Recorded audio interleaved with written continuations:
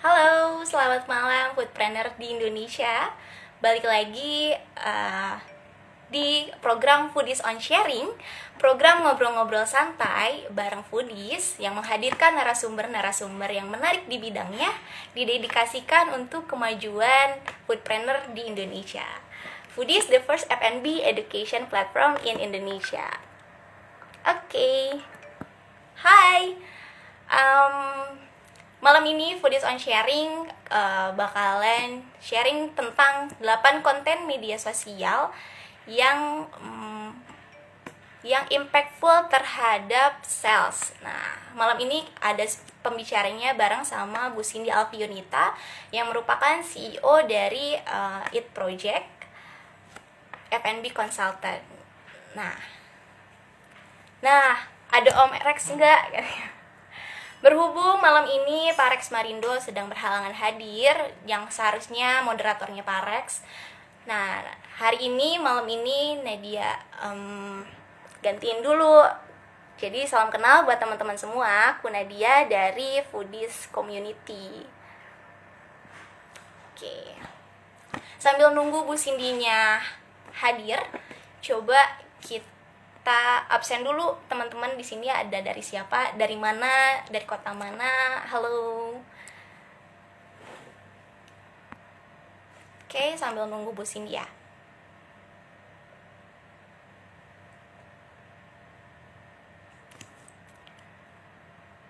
Salam kenal juga buat teman-teman. Boleh dari mana aja, dari kota mana, biar aku tahu teman-teman di sini dari mana aja. Sambil nunggu Bu Cindy-nya datang ya.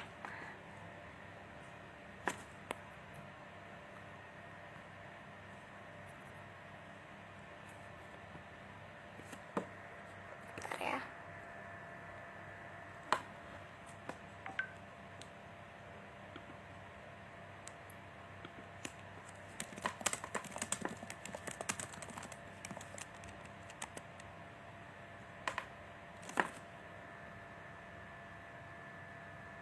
Oke. Halo Mas, ada dari Semarang, dari Malang, Makassar, Jakarta. Wah.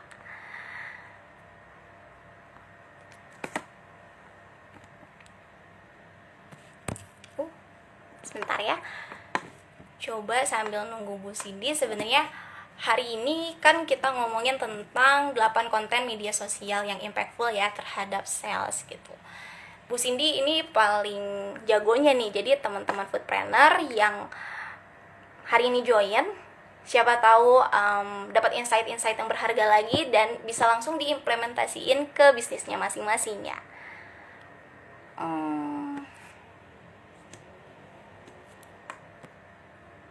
Nah,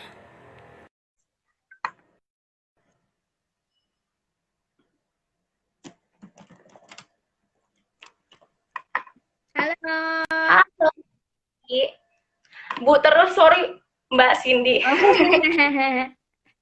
Halo semua, ketemu lagi deh kita di apa Iya, sesi sharing bareng foodies ya. iya. Kali ini karena memang harusnya Pak Rex Marindo lagi berhalangan Bu, Hmm, jadi ya malam ini. no problem. Kita langsung Oke. mulai aja. Oke, langsung mulai aja ya. Jadi memang dari judulnya juga 8 konten media sosial yang impactful terhadap sales gitu. Sebelum jauh ngomongin itu, aku pengen nanya dulu nih untuk Hmm. basicnya teman-teman. Kenapa sih konten media sosial itu bisa begitu penting untuk sales kita? Dan kenapa orang bikin konten ya Mbak di sosial media? Silakan. Oke, halo dulu semuanya. Siap dengar saya cuap-cuap ya malam ini tentang media sosial.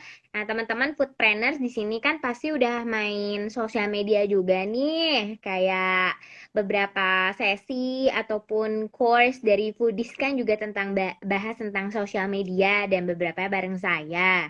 Nah, dan ini semua tuh berangkat dari betapa betapa banyaknya juga user dari media sosial itu sendiri alias si rakyat-rakyat jelata kayak kita nih kan semuanya pakai media sosial.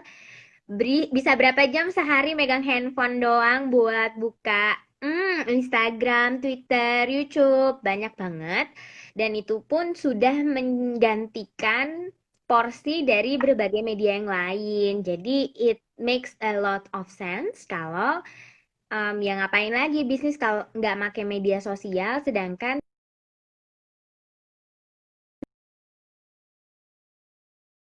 sosial. Jadi lancar? Oh ya. Jadi pertanyaannya tadi tentang kenapa sih kita harus pakai media sosial sebagai bisnis ya? Itu jelas karena semua target market kita sudah berada di sana. Paling nanti pertanyaannya yang muncul adalah target market saya di media sosial yang mana nih? Yang di Instagram kah, Facebook kah, atau bahkan sekarang kan udah banyaknya main TikTok.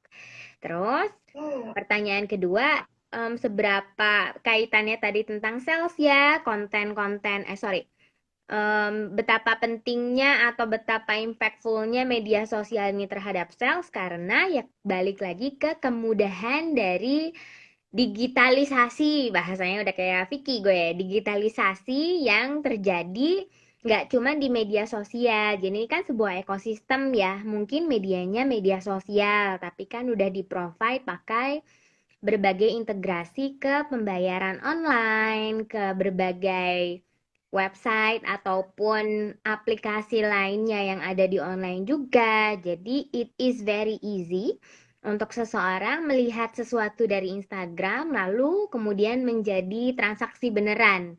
Jadi kalau misalnya lihat foto, sekarang kan udah bisa tuh ngelihat foto di Instastory doang, swipe up masuk ke WhatsApp. Lihat foto Ya. doang, bahkan bisa belanja kalau barangnya fisik kayak baju-bajuan atau barang-barang aksesoris dan fashion itu kan sekarang bahkan bisa langsung belanja lewat IG Shop. Jadi ya balik lagi ke poinnya adalah sales lewat media sosial sekarang itu udah sangat dekat sehingga teman-teman foodpreneurs di sini yang penting adalah memahami strategi maupun taktikalnya supaya memang bisa menghasilkan sales lewat media sosial gitu. Nah, Mantap. Oke, Bu. Ya, jadi memang hmm. biasanya kayak gitu ya. Cuman tadi kan kita ngomongin seberapa pentingnya nih sosial media. Nah, terus kan pasti di dalamnya ada banyak Betul. konten ya yang ada di sana. Nah, ada jenis apa aja sih maksudnya konten-konten di sosial media itu, Mbak?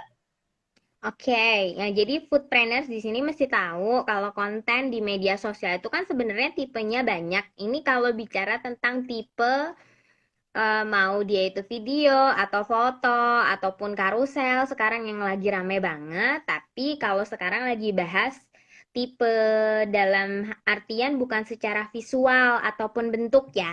Tapi di sini foodpreneurs mesti tahu kalau di media sosial itu ada dua cara approach bahasanya atau cara menyentuh konsumen. Nah, gimana ya itu? Cara brand kita di akun media sosial kita itu bertemu bahasanya atau ditemukan oleh si konsumen kita. Caranya itu ada dua. Yang pertama itu lewat aktivitas organik. Maksudnya organik itu enggak berbayar ya. Jadi RP 0 technically walaupun nanti ada yang ngerjain desainnya, ada yang ngerjain fotonya itu beda case lagi. Sedangkan satunya lagi itu adalah cara berbayar atau paid.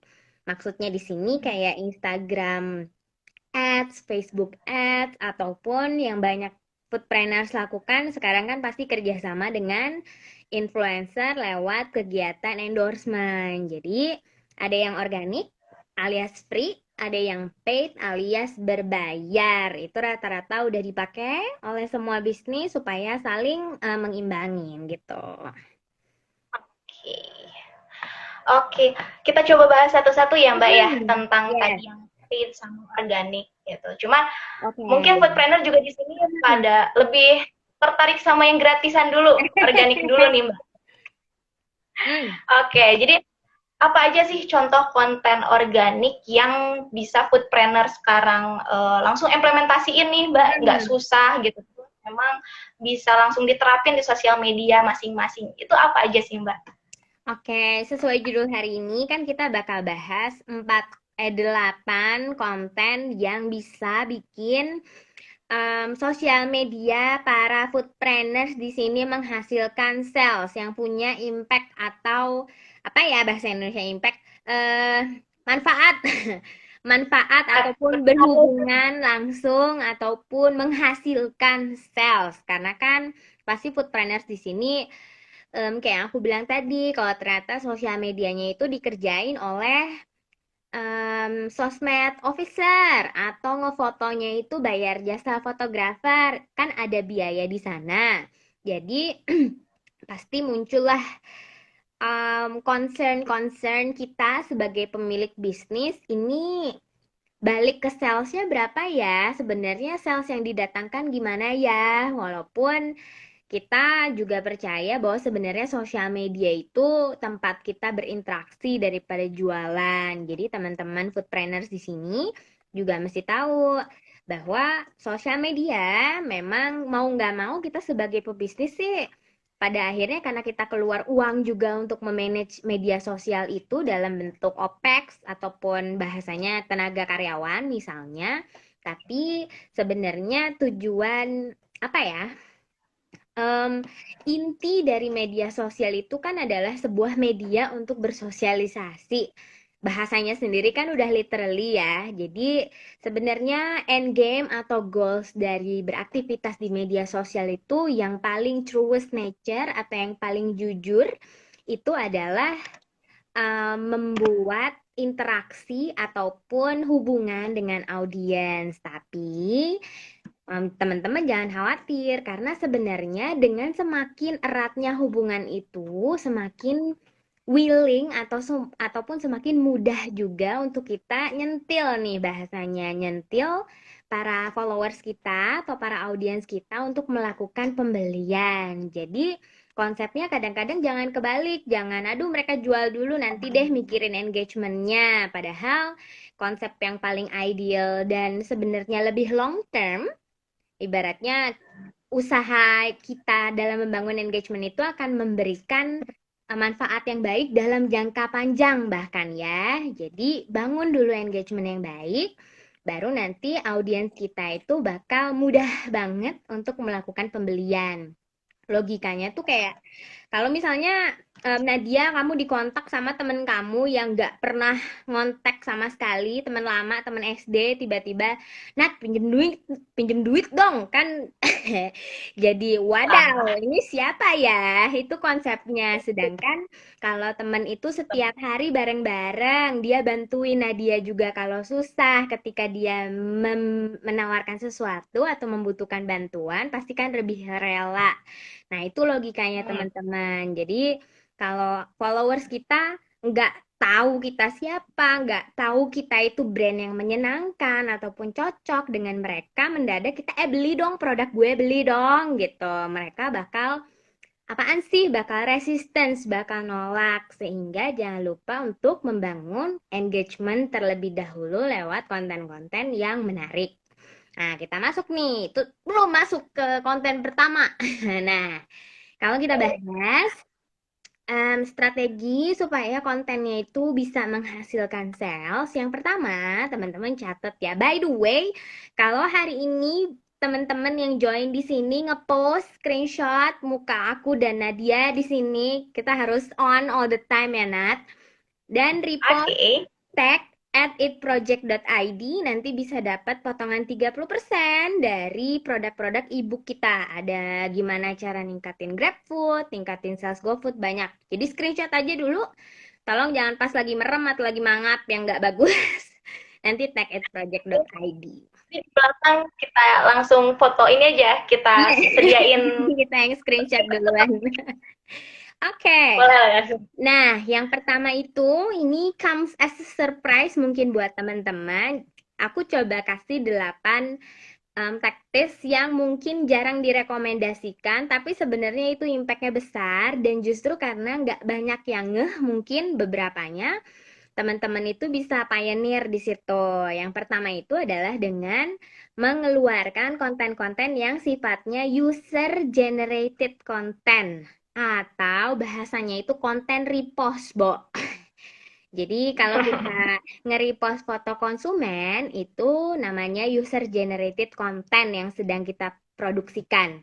Nah, kenapa sih user generated content ini sebenarnya bisa impact sama sales? Logikanya adalah banyak orang di media sosial itu tujuannya buat narsis, buat ngepost foto OOTD, buat ngeliatin gue itu keren, gue itu cakep, gue itu sultan, macem-macem lah. Intinya mereka pengen mengekspresikan diri. Sehingga kalau ada brand, misalnya kita let's say ada Hmm. cafe Nadia misalnya, ada cafe Nadia yang high end banget, yang ada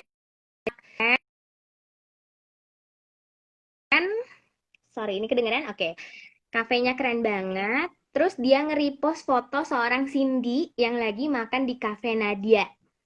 Gue yang habis yang habis foto-foto di kafenya Nadia terus di-repost, maka orang-orang yang melihat itu bakal berpikir, wow, kalau gue narsis-narsis di cafe Nadia, gue bisa di-repost juga nih. Kan gue pengen banget semua orang lihat foto keren gue di manapun itu, pengen diliatin nih OOTD-nya. Sehingga orang-orang lain yang belum di-repost ini bakal pergi ke cafe Nadia buat ngefoto dirinya sendiri dengan harapan nanti di-repost juga sama Instagramnya Cafe Nadia. Ketika dia datang ke Cafe Nadia demi foto-foto kan hasil dia belanja ya. Belanja kan jadi sales ya, Bo.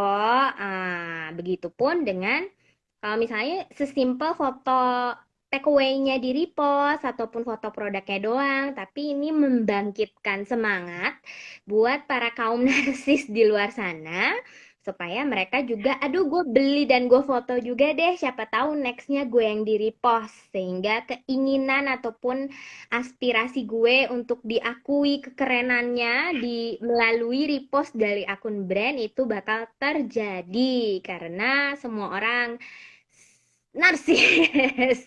Nah, itu yang pertama adalah user generated content. Plus buat pebisnis sih ini sebenarnya memudahkan karena kan kita kadang-kadang harian itu suka bingung ya, aduh gue ngepost apa lagi ya hari ini, fotonya udah habis, desainernya kagak masuk. Sehingga dengan user generated content makin banyak orang yang nge-tag foto bareng produk kita ataupun tempat kita, makin hemat lagi jumlah desainer ataupun jumlah fotografer untuk ngeproduksi konten. Itu yang pertama, oke? Terus, ini yang kedua, ini super standar banget, tapi jangan lupa untuk selalu dilaksanakan. Itu adalah ngepost konten-konten pada Instagram Story dengan mengutilisasi swipe up. Karena kan kalau udah di swipe up bisa langsung ke WhatsApp, bisa langsung ke GrabFood, bisa langsung ke GoFood, macam-macam. Dan si GrabFood, GoFood, dan lain-lain itu kan tempat terjadinya pembelian, sehingga konsumen tinggal lihat foto, swipe up, belanja. Itu prosesnya singkat banget, dan apalagi sih memangnya yang dicari oleh orang-orang yang terbiasa dengan dunia digital seperti ini selain kemudahan dan kepraktisan. Itu yang ditawarin sebenarnya oleh si fitur swipe up dan juga food order. Kalau sekarang kan udah ada stiker tuh food order yang bisa connect ke GrabFood para foodpreneurs di sini. Itu bisa memudahkan konsumen banget untuk gue pengen sekarang, gue beli sekarang. Semua orang kan sekarang impulsifnya itu mudah di-trigger. Jadi rutinin ngepost di Insta Story, tapi jangan lupa untuk selalu dipaketin sama swipe up atau stiker food order. Kalau teman-teman di sini misalnya, kalau swipe up kan cuma bisa di atas 10.000 nih followersnya. Teman-teman pakainya di stiker food order tadi. Karena setauku itu bisa oleh akun pribadi sekalipun. Jadi nggak ada alasan lagi buat mempersingkat proses dari konsumen ngelihat postingan sampai mereka belanja di berbagai channel. Oke? Itu langsung jadi Oke. sales banget. Baru yang Langsung ketiga, yes. Mm-mm. ya, maksudnya Oke. langsung masuk ke admin, nanti langsung diproses sama admin betul Betul. ya? Kalau foodies tuh pasti cepet banget admin-admin WA-nya ngebalesin chat-chatan ya. Baru yang ketiga adalah ini tidak lain dan tidak bukan konten-konten bersifat sales promotion.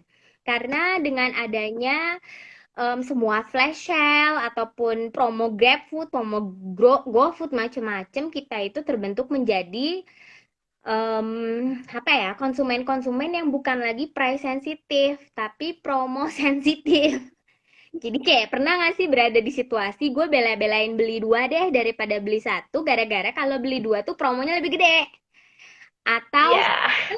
kayak tahan banget pas di kantor tuh, waduh beli 30.000 nggak ada diskon. Kalau beli 50.000 ada diskon. Jadi gue ngajak-ngajakin orang. Padahal kan keluar duitnya sebenarnya lebih gede. Tapi karena ada promo tadi, kayaknya gue nggak untung deh kalau beli satu doang tanpa promo. Gue untung kalau beli dua dan ada promo. Padahal technically uangnya keluar lebih banyak. Jadi teman-teman di sini suka tidak suka marketnya itu at the end of the day juga promo sensitif karena ada kita mah apa tuh gitu, sehingga harus ada tipe-tipe konten yang membawa informasi tentang sales promotion. Tapi jangan lupa ada beberapa trik juga buat teman-teman food trainers di sini. Karena kalau contohnya sales promotion teman-teman post let's say di tanggal muda. Misalnya tanggal 1 tuh ngepost diskon 50% ya orang masih jumawa gitu loh kayak duit gue banyak gak butuh diskon aku mah sultan misalnya gitu. Jadi kalau promo yang gila-gilaan, mungkin secara marketing kalender ada materinya dari Bustef, bisa dimainkan di akhir bulan. Atau kalau yang promo-promo awal bulan itu beda lagi, karena kan psikologi konsumen dengan uangnya itu juga ada, aduh, ada cycle yang gue nggak mengerti ya. Jadi pastikan pemilihan tipe sales promotionnya juga memahami karakter audiensnya supaya nanti pas di post di sosial media memang orang-orangnya tertarik. Dan jangan lupa kalau ini sebuah tips buat teman-teman kalau ngadain sales promotion jangan lupa pakai sebuah keywords namanya limited time. Karena let's say saya jualan nih ke Nadia, Nat gue ada diskon 50% selama setahun. Kan Nadianya jadi santai. Ya udahlah bulan depan aja belanjanya. Nanti deh pas perlu, nanti deh pas bener-bener bokeh alhasil nggak belanja biasanya karena menunda-nunda. Sedangkan kalau saya ngomong sama Nadia, Nat gue diskon 50% tapi harus beli hari ini juga besok diskonnya udah turun kayak jualan Jeko Therapy Bed kan. Jadi orang itu punya sense of urgency yang berbeda-beda ketika kita eh, memiliki perbedaan sense of urgency antara kita meletakkan message limited time atau tidak. Jadi teman-teman di sini jangan lupa kalau ngadain promo harus pinter-pinter ngatur durasi promonya supaya nanti kontennya juga makin berhasil, oke? Baru deh kita masuk yang keempat itu. Ini sebenarnya banyak banget dipakai sama konten akun-akun fashion, tapi aku perhatiin belum banyak di akun food. Itu banyak banget nge-review ngepost tentang testimonial atau review. Padahal market Indonesia ini market yang makhluk sosial yang mempedulikan pendapat orang banget ya menurut aku. Jadi kalau misalnya kata tetangga kita bagus, biasanya ibu kita jadi mau beli juga karena kata si Jeng itu teh barangnya bagus gitu. Atau kalau di geng kita, jilbabnya halus banget Nat, yang ini kita jadi beli juga. Itu kan ketika dalam hubungan secara offline. Sedangkan kita sebagai brand juga harus mengangkat em, apa ya, memanfaatkan sisi manusia yang itu tuh secara online juga.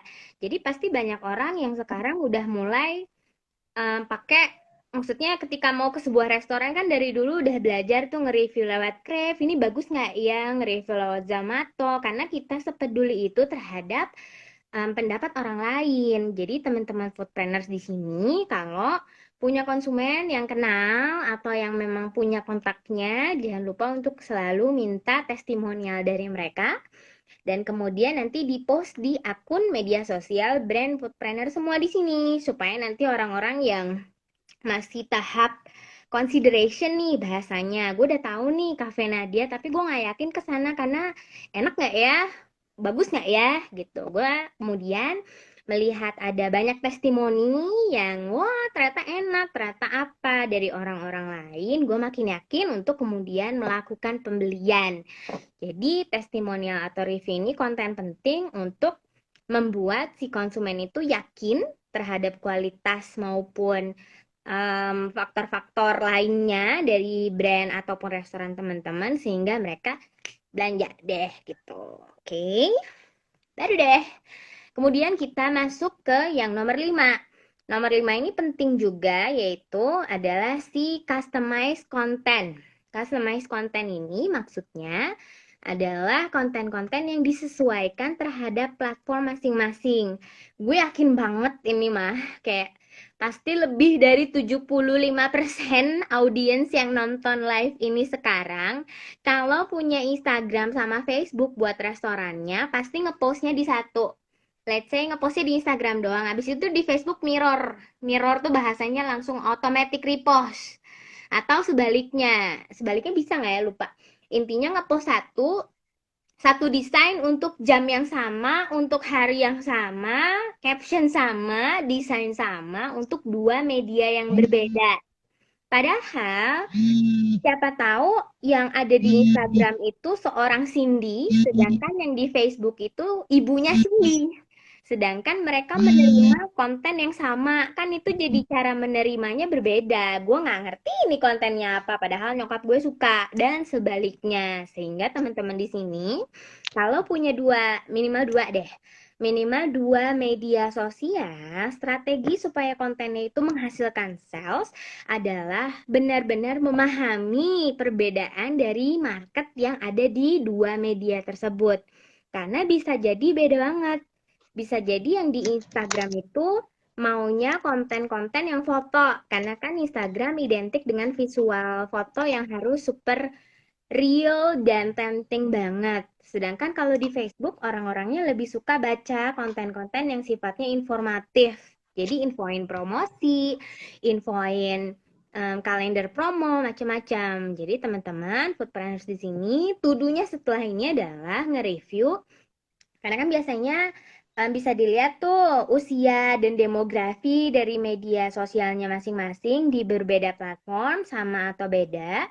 Kalau ternyata beda, ya itu jelas artinya tipe kontennya harus dibedain, mana yang foto, mana yang video di dua platform tersebut. Tapi kalau ternyata sama, pasti ada lagi aja bedanya. Oh, ternyata Instagram aktifnya jam 6 sore, sedangkan kalau Facebook jam 7 pagi. Itu harus dipelajarin juga. Sehingga yang kelima ini yang aku masukin adalah tailored content. Konten yang disesuaikan. Ibaratnya kalau tukang jahit tuh nggak bisa jahit kodian. Harus jahit ukuran dia, ngukur Nadianya, ukuran Cindy, ngukur Cindy-nya. Jadi teman-teman di sini bedain banget konten Facebook sama Instagram kalau ternyata memang insight dan profile audiensnya juga berbeda. Jangan lupa. Baru deh masuk ke strategi terakhir, taktis terakhir buat organic konten yang free. Itu aku angkat dari buku Gary V. Dia itu jago banget di digital marketing, di social media marketing, dan dia itu selalu bilang, ini yang keenam ya guys, itu adalah jab, jab, jab, right hooks. Kalau bahasa orang petinju tuh apa ya, tonjok kecil-kecil baru yang gede gitu. Jabnya 3 kali, right hooksnya sekali. Tonjok kecil 3 kali, baru tonjok gede sekali. Maksudnya apa di sini? Maksudnya adalah ini mungkin sulit buat teman-teman yang melihat media sosial itu tempat jualan. Tapi ini tadi sebuah strategi yang bikin audiens itu lebih engage, kayak yang aku bilang tadi, lebih engage. Kemudian secara jangka panjang lebih mudah untuk menjual kepada orang-orang yang interaksinya bagus. Jangan lupa ya guys, metafora tadi Nadia dikontak teman SD ngutang versus teman setiap harinya mau ngutang. Beda banget responsnya pasti. Beda ya. Iya, jadi foodplanners di sini ada tekniknya adalah 3 kali ngepost konten yang bersifat engagement, baru posan keempat itu tentang jualan. Itu strategi yang ekstrim ya, tapi strategi yang mungkin terasa ekstrim buat orang yang jualan, mindsetnya itu media sosial harus jualan doang kontennya, tapi sebenarnya strategi ini sangat bisa menciptakan audiens yang super engage dan secara long term bisa menghasilkan sales yang lebih apa ya bahasanya lebih stabil. Maksudnya per konsumen itu biasanya bakal beli lagi dan lagi. Sedangkan kalau kita ngepost kontennya jualan terus, begitu nggak jualan, orang itu, begitu nggak ada promo, let's say orang itu jadi nggak beli.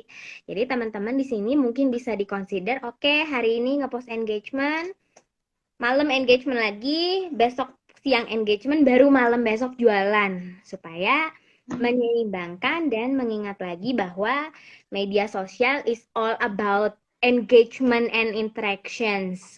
Konsumen itu udah pinter, kayak sekarang kan kita pasti ngehenet, maksudnya kalau ngeliat post, ya ini mah iklan, ya ini mah jualan, kayak untungnya buat gue apa, kan itu selalu yang dipikirkan oleh Ya, oleh siapapun yang bermain di media sosial. Gue ngeliat akunnya Cafe Nadia emang untungnya buat gue apa selain promo. Nah kan kita nggak mau kayak gitu karena nanti restoran teman-teman jadi harus promo terus gitu kan, tidak sehat juga. Jadi jangan lupa jab jab jab right hooks, kasih 3 kali konten yang engaging, baru abis itu nyempil jualannya. Jangan kebalik, jualan jualan jualan jualan jualan jualan jualan. jualan kapan itu. Jadi nggak, Isman ya. iya, jadi tidak ada interaksi sama sekali. Itu tadi yang untuk organik. Jadi kalau aku coba rekap buat teman-teman foodpreneurs di sini, gimana sih caranya supaya konten kita yang organik ya, yang memang post Gratis ya, Mbak harian. ya.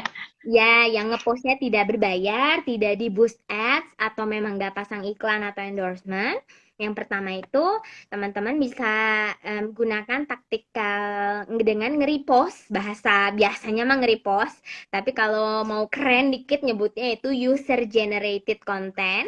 Repost konten-konten dari audiens supaya orang lain berpikir, oh bisa gue di repost ya, gue bisa dilihat oleh orang sebandung nih lewat akunnya Cafe Nadia. Jadi mereka datang ke restoran atau beli produknya, difoto dengan harapan mereka di repost. Selain kita dapat sales, kita juga dapat word of mouth karena kan yang ngepost itu pada punya followersnya lihat juga, terus jadi tertarik juga, jadi beli juga. Jadi dia efeknya domino.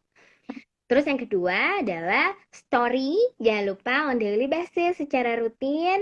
Kalaupun memang lagi ada kontennya, apalagi kalau lagi ada promosi yang menarik ataupun penawaran khusus buat produknya, post Instastory pakai fasilitas swipe up ataupun pakai stiker. Kalau misalnya teman-teman belum bisa swipe up karena belum 10.000 followers.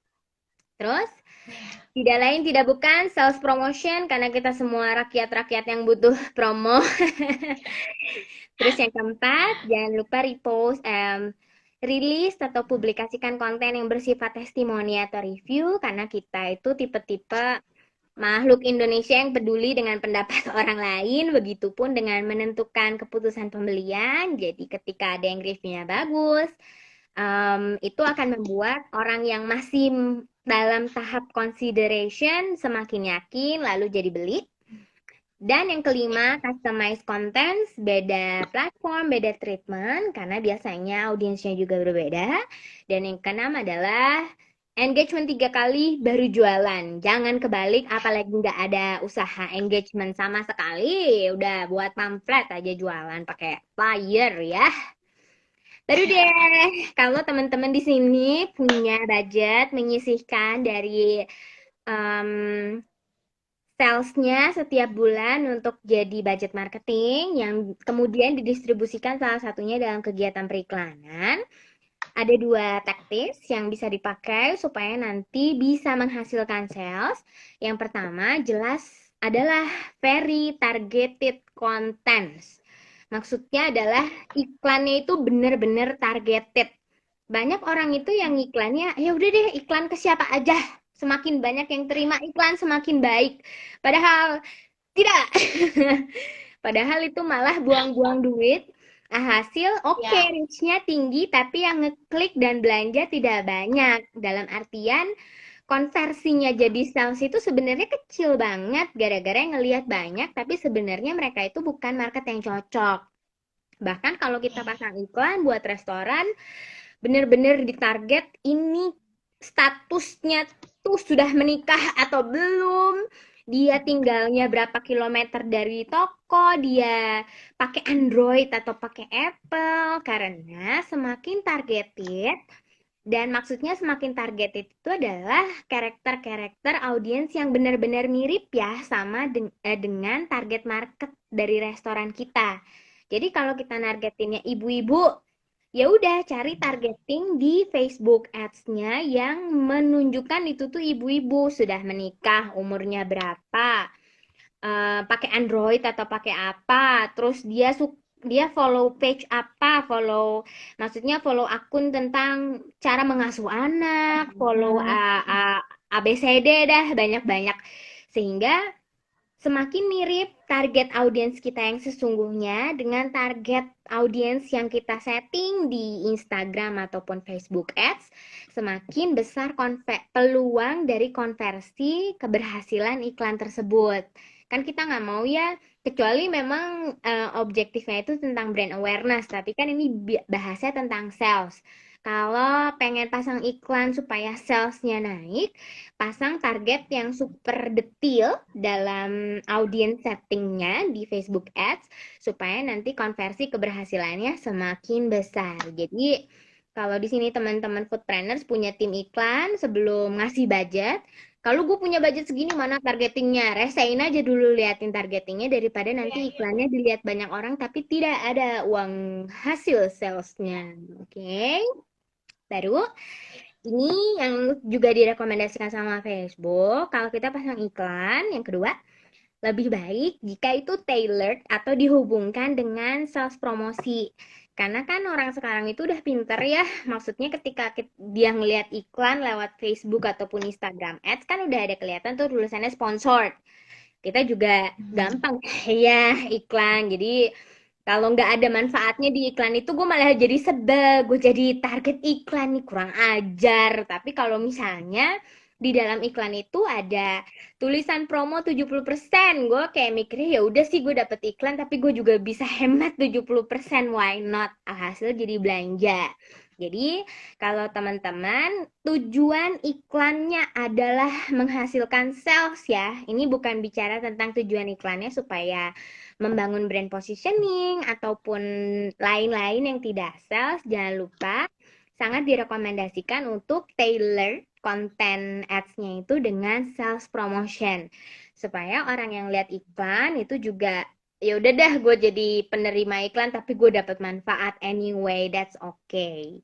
Tuh ada dua taktik untuk konten yang bisa menghasilkan sales lewat paid activities atau yang berbayar.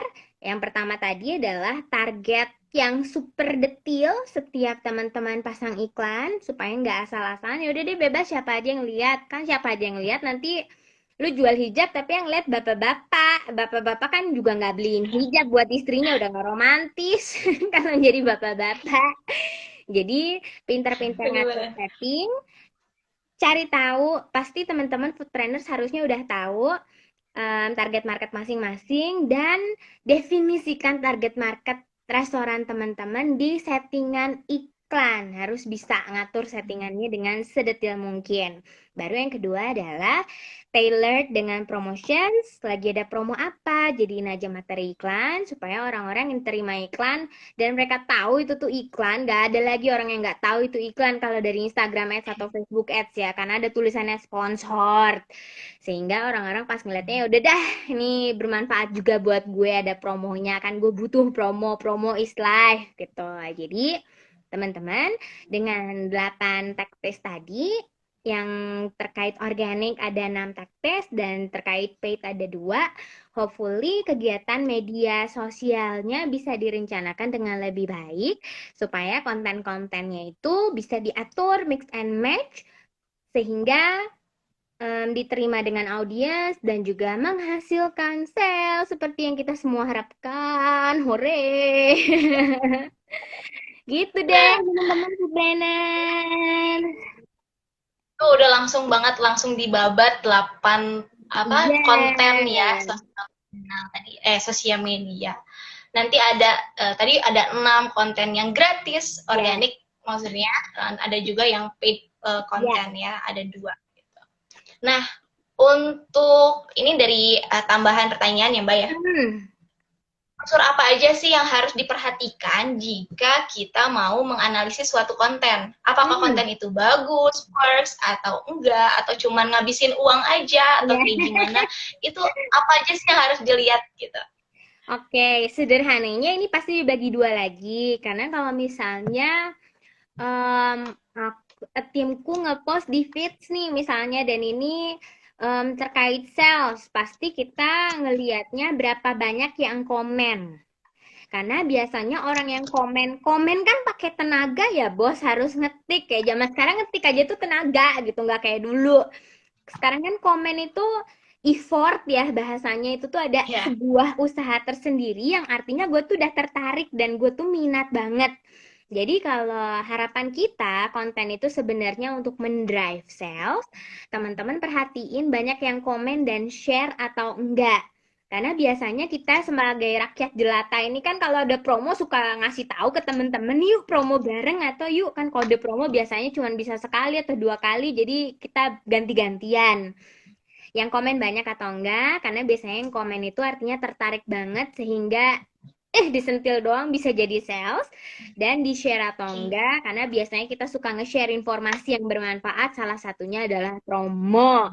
Tapi kalau ini terkait Facebook Ads atau Instagram Ads yang terkait advertising atau paid, itu biasanya dari jumlah klik. Karena kan kita biasanya men-tailor iklan itu supaya orang bisa belanja langsung.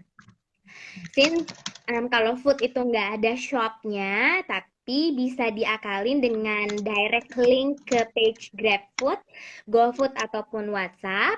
Kalau iklan kita tujuannya buat sales, biasanya kita perhatiin jumlah yang ngeklik. Karena jumlah yang ngeklik artinya dia masuk ke halaman GrabFood, masuk ke halaman GoFood, dan ekspektasi kita mereka melakukan pembelian. Jadi itu tadi dua faktornya based on dia organik atau dia paid, yang kita perhatiin angkanya juga biasanya beda insight gitu. Oke. Dan pastinya karena kita ngomongin sales, berarti Hmm, konversi ke salesnya juga dilihat mungkin ya. yes. Pastinya. Tadi uang yang dikeluarin harus sama kayak untuk Hmm. dimasukin Biasanya ya. teman-teman di sini Oke. jangan lupa ngitung. Kalau misalnya gue ngiklannya dalam durasi seminggu nih, ya diperhatiin dalam seminggu itu, let's say seminggu ngiklan GrabFood, lagi ada promo GrabFood, terus gue pasangin Instagram Ads. Ya beneran diperhatiin selama seminggu itu ada peningkatan atau enggak dari si sales GrabFood GoFoodnya. Karena kalau nggak ada peningkatan, ya asumsi paling gampang, udah klik dari iklannya rendah, terus salesnya juga nggak meningkat, ya artinya iklannya tidak berhasil. Tapi kalau misalnya yang ngeklik iklannya tinggi tapi salesnya tetap rendah, itu mungkin promonya tidak menarik buat si target market kita. Jadi yang paling penting dari poin ini adalah teman-teman kalau lagi pasang iklan, selalu dicek juga performa dari si tujuan iklan itu ya. Kan biasanya pasang iklan, oke ningkatin sales GoFood, oke ningkatin new product launching, ya diperhatiin grafik sales dari produk atau promo tersebut di compare sama iklan yang keluar supaya kelihatan, oh oke emang meningkat, oh oke enggak gitu. Oke. Nah, mungkin langsung kita ke Mm-mm. sesi tanya jawab ya, Mbak ya. Oke. Oke, buat teman-teman yang mau tanya jawab, tanya jawab, yang mau Tanya jawab nih, bertanya bisa nanya ke sendiri jawab sendiri. jawab sendiri. Yang di itu ya di bawah sini ada tanda tanya, bisa langsung diklik dan tanya. Oke, tadi ada yang menarik sih Mbak untuk pertanyaan yang Mm-mm. pertama. Boleh aku langsung aja ya? Ya. Hmm, mana sih tadi hilang?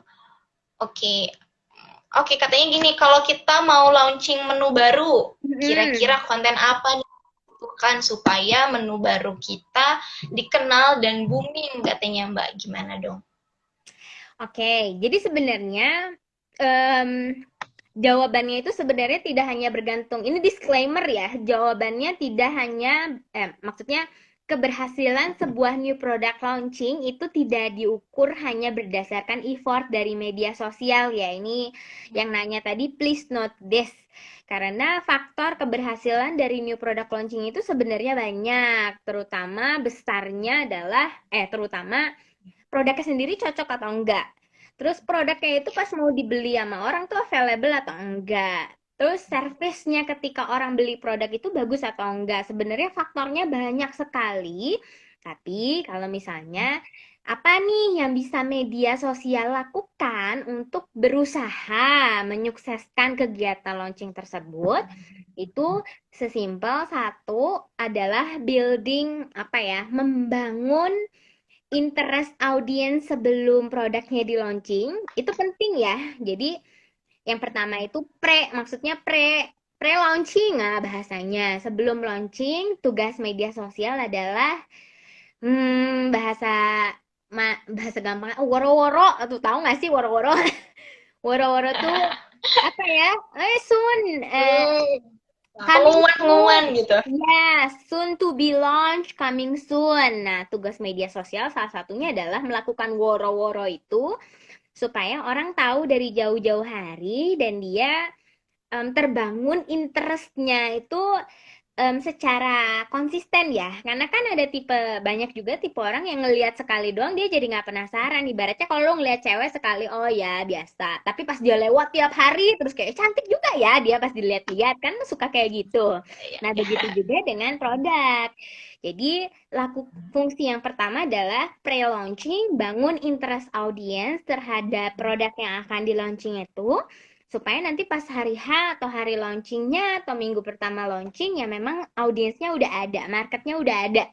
Jadi jangan pas hari itu launching sosmednya baru bergerak, itu nanti ya jadi mundur lagi keberhasilannya nggak langsung di minggu itu probably. Dan kemudian fungsi sosial media ya jelas ketika sudah launching dia mempertahankan bahkan meningkatkan lagi minat audiens atau memperluas audiens nanti yang bisa menjadi konsumen supaya ya umur new product launchingnya itu bisa lebih panjang. Dalam artian kita berencana produk ini nge-hype 2 minggu nih, tapi dengan performa sosial media yang baik, semua orang jadi terus tertarik. Siapa tahu umur produk yang di launching ini jadi bisa lebih lama dari itu. Jadi itu minimal fungsi media sosial di situ, membangun interest sebelum produk di launching, dan mempertahankan bahkan tetap menumbuhkan interest audiens untuk kemudian melakukan transaksi ketika produknya memang sudah ada.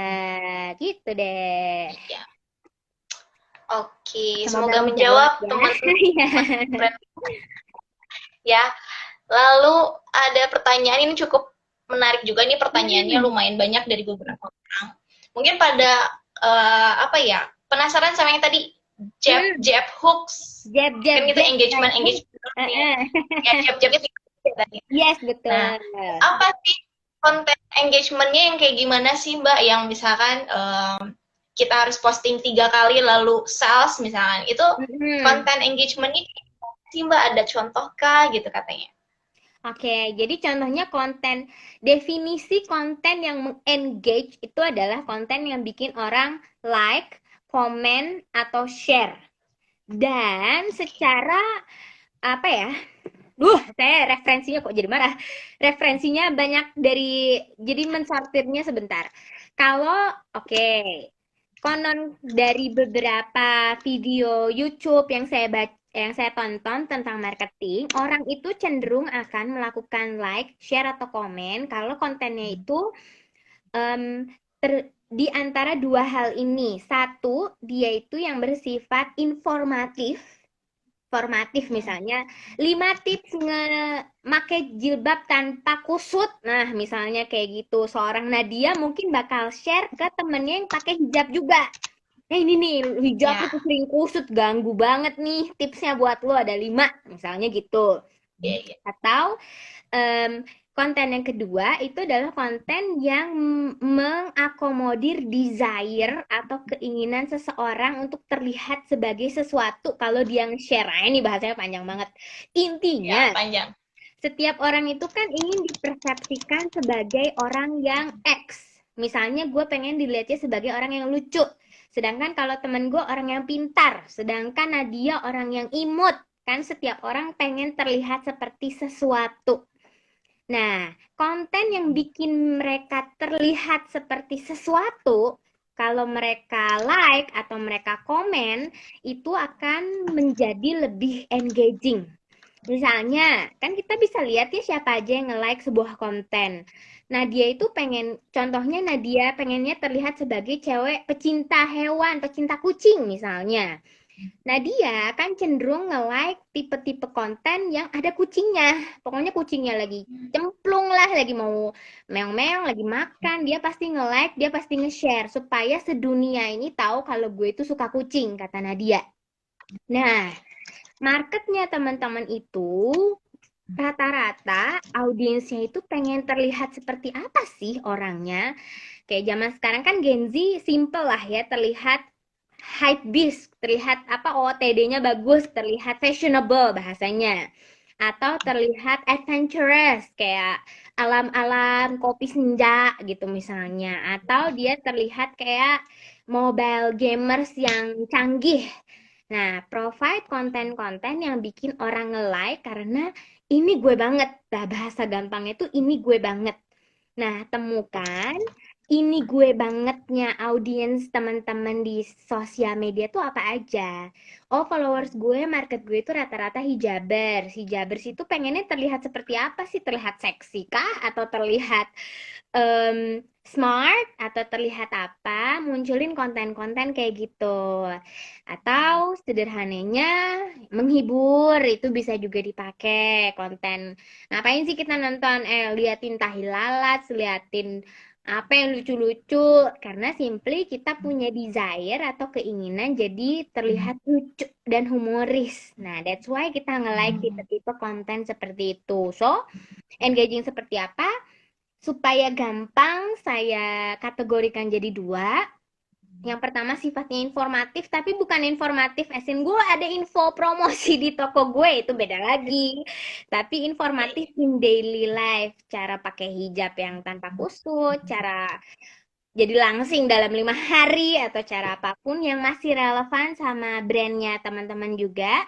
Atau dua, konten yang menurut target market audiensnya ini kontennya kok gue banget ya. Gue banget kan definisinya banyak. Jadi temukan keinginan marketnya teman-teman foodpreneurs itu usianya segitu atau demografinya gimana. Mereka tuh pengen terlihat seperti apa sih. Sehingga tahu konten yang cocok itu gimana gitu. Agak pabaliet ya yang di situ ya, semangat ya. Ya, semangat banget. Tapi nih, waktu kita cuma beberapa menit lagi mungkin, tapi masih ada sih. Tidak terasa menit sih. Mungkin ada satu pertanyaan lagi ini dari tentang ini tadi dari organic content kan ada user generated content ya Mbak. Kita nge-repost. Nah, gimana kalau teman-teman foodpreneur di sini yang nggak punya outlet, yang nggak bisa OOTD? Terus tadi ada yang nanya, OOTD itu apa? Gitu. Terus, iya, gimana kita online gitu, nggak bisa tuh orang-orang foto-foto OOTD di tempat kita. Gimana tuh, Mbak?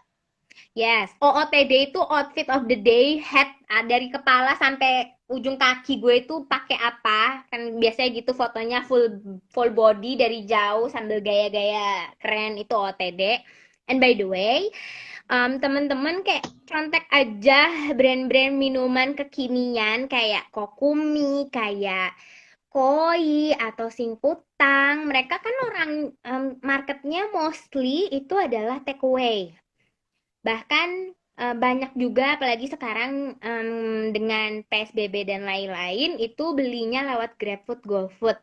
Tapi tetap pada ngepost karena apa? Karena produknya lucu, karena packagingnya lucu. Jadi kalau teman-teman nggak punya outlet atau punya outlet tapi kecil, nggak mungkin lah orang fotoan di sana mainin di produknya yang ketika nyampe ke konsumen, ih lucu banget kayak mau nangis warna-warni produknya harus gue foto.